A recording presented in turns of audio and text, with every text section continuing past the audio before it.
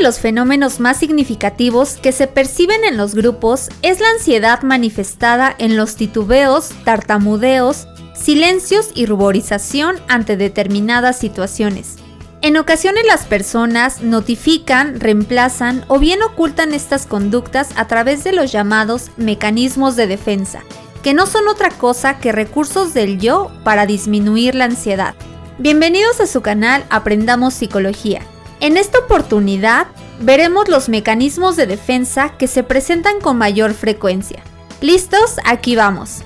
Número 1. Racionalización. Es el proceso de excusa del yo en el que se repudia, mediante una lógica errónea, la responsabilidad dada por la incapacidad para aliviar la frustración o resolver un conflicto.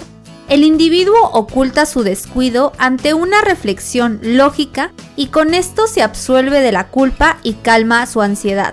Por ejemplo, en verdad he tenido suerte de que no solicitaran mi apoyo, al fin que ni me interesaba ese trabajo. O bien, qué bueno que no me dieron el empleo porque quedaba muy lejos y ni estaba bien pagado. Número 2. Desplazamiento. Este mecanismo es muy común cuando no se está en posibilidad de enfrentarse directamente al objeto que produce la frustración y la agresión subyacente, y se transfiere a otra persona o cosa. Por ejemplo, no busco quién me las debe, sino quién me las pague. Número 3. Sublimación. Es la adaptación lógica y activa del individuo a las normas del medio, con provecho para sí mismo y la sociedad. Existen desplazamientos de problemas negativos hacia tendencias positivas. Por ejemplo, el trabajo puede ser un recurso para orientar la energía agresiva, como también lo es el deporte, el arte y los pasatiempos. Correr en las mañanas o tardes me ayuda a liberar el estrés del trabajo. Número 4. Intelectualización. Este mecanismo se manifiesta cuando alguien oculta un descuido con terminología técnica para que no pueda evaluar fácilmente su exactitud. Por ejemplo, obtuve un puntaje de 14 en la escala de calificación en el tema de finanzas. En otras palabras, reprobé. Si te está pareciendo útil la información, apóyanos con tu like, suscríbete al canal y únete al grupo de Aprendamos Psicología en Facebook. En la descripción te dejamos el enlace. Número 5. Proyección. El individuo siente que sus propios motivos frustrados o en conflicto los posee otra persona, y esta irradiación psicológica le permite despojarse del fracaso. Por ejemplo, me cae muy mal la gente poco colaboradora y enojona, y el que lo dice es enojón y poco participativo. Número 6. Fantasía.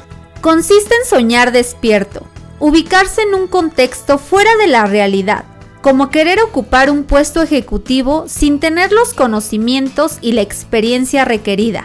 Número 7. Compensación.